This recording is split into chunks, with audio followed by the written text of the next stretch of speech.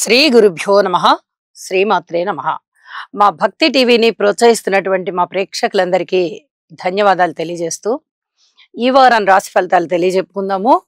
ముందుగా గ్రహ స్థితులు. వృషభ రాశిలో గురువుగారు, మిథున రాశిలో కుజుడు, కన్య రాశిలో చంద్రకేతువులు, అలాగే శనిగారితో సహా రవి బుధులు ఇద్దరు కుంభరాశిలో, శుక్ర రాహువులు మీన రాశిలో ఇలా ఉంటూ ఉండగా 22వ తేదీ వారాంతానికి వెళ్ళేటప్పటికి చంద్రుని యొక్క గమనము మాత్రమే మారి ఉన్నది ధనస్సు రాశిలోకి. కుజుడి యొక్క వక్రత ప్రారంభమై ఉన్నది. ఈ రెండు మార్పులు జరిగి ఉన్నాయి.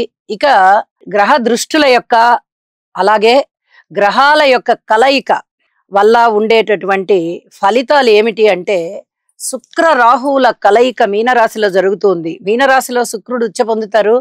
అయితే ఆయన యొక్క ఆ ప్రతిభావంతమైనటువంటి ప్రకాశవంతమైనటువంటి కాంతిని కొంత ఈ రాహువు తీసేసుకుంటారనమాట. అంటే కొంచెం కళావిహీనం అవుతుంది శుక్రగ్రహం అనే చెప్పుకోవాలి. అయితే ఉచ్చలో ఉన్నారు కాబట్టి కొంచెం పర్వాలేదు. దానివల్ల ఆత్మీయతలు, అనురాగాలు, స్నేహాలు ఇట్లాంటి వాటి విషయంలో కొంచెం ద్రోహం జరిగే అవకాశం, మోసం జరిగే అవకాశం, ఏదైనా నటన జరిగే అవకాశం, కోరుకున్నంత ప్రేమ లేని విధంగా అవతల వాళ్ళు ప్రవర్తించేటటువంటి అవకాశం, అంటే అవకాశవాదం, ఇలాంటివి కనిపిస్తూ ఉంటాయి. అలాగే శని గారితో పాటు రవి బుధులు కుంభరాశిలో ఉన్నారు. ఇక్కడ ఒక విషయాన్ని తెలియజెప్పుకోవాలి. ఏదైనా శారీరక పరమైన రుగ్మతలు ఉన్నట్లయితే, అంటే జన్మజాతకంలో కూడా ఇలాంటి గ్రహస్థితులు ఉండాలి. శని రవి బుధ పరస్పర కలయికలు గాని, స్థితి గాని, యుతి గాని, దృష్టి గాని ఉన్నట్లయితే అటువంటి వారికి ఇప్పుడు గోచారంలో కూడా ఈ యొక్క స్థితులు ఏర్పడ్డాయి కాబట్టి ఫలితాలు కనిపిస్తాయి. శారీరక పరమైన రుగ్మతలు గాని, ఇచ్చింగ్ ప్రాబ్లమ్స్, అలాగే ఏదైనా చర్మ వ్యాధులు, రక్తానికి సంబంధించి చర్మానికి సంబంధించి ఉండడం గాని ఇలాంటివి ఉండే అవకాశాలు ఉన్నాయి.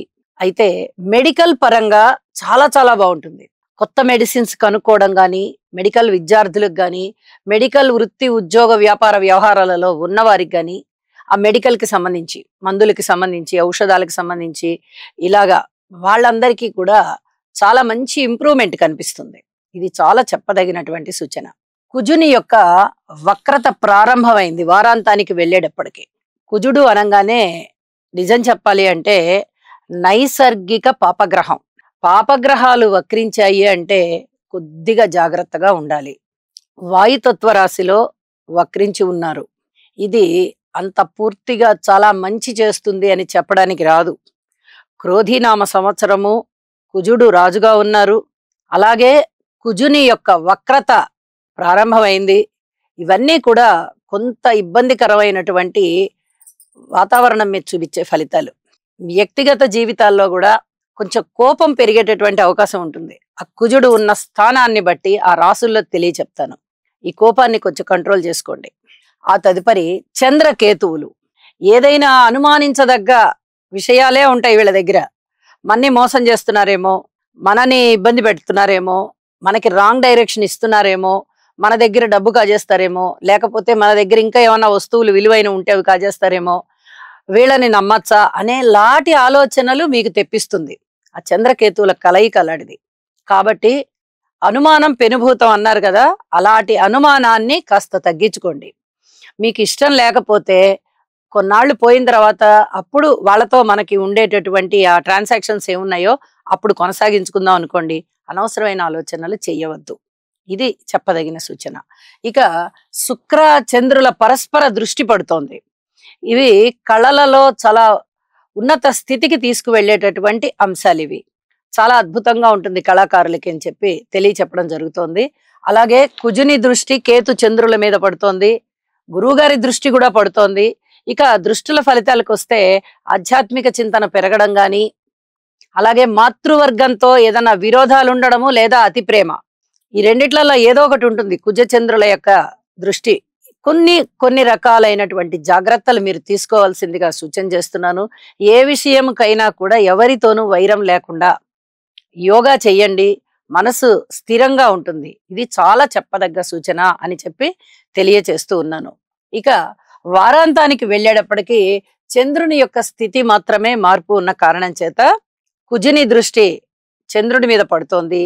అయితే ఇక్కడ చంద్రమంగళ యోగం ఏర్పడవలసి ఉన్నది.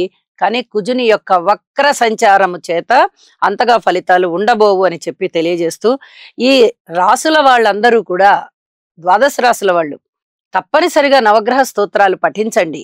ఎందుకంటే ఈ శని రవి కలయిక అనేది చాలా క్రోధాన్ని, ఎండ తాపాన్ని, ఎండ విపరీతమైన ఎండలు కాస్తాయి వాతావరణ రీత్యా చూస్తే.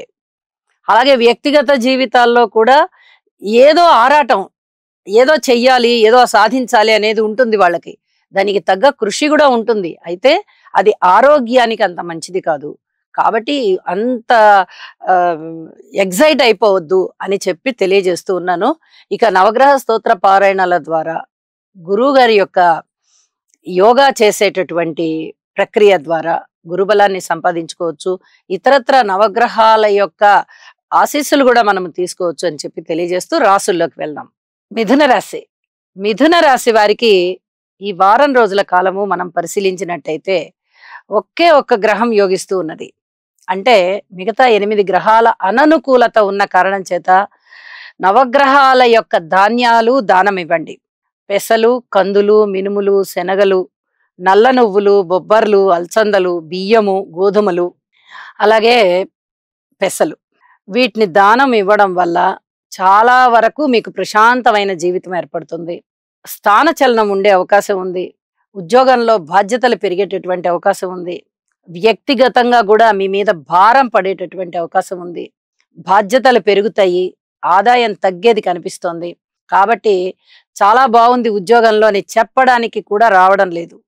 సంతాన రీత్యా ధనము ఖర్చయ్యే అవకాశము, స్థాన చలనాలు ఉన్నట్టుగా ఉండే అవకాశము, అధికమైనటువంటి బడలిక, శారీరక శ్రమ, సుదూర తీర ప్రాంతాలకి వెళ్ళడము, ఇవన్నీ కూడా మీకు కొంత విసుగుని కలిగిస్తూ ఉంటాయి. కానీ తప్పదు. అది ఉద్యోగ ధర్మం అవ్వచ్చు, వృత్తి ధర్మం అవ్వచ్చు, లేదా వ్యక్తిగత ధర్మాలు అవ్వచ్చు. శారీరకమైన శ్రమ కనిపిస్తుంది. కుటుంబంలో కూడా ఐకమత్యం కనబడబోవడం లేదు.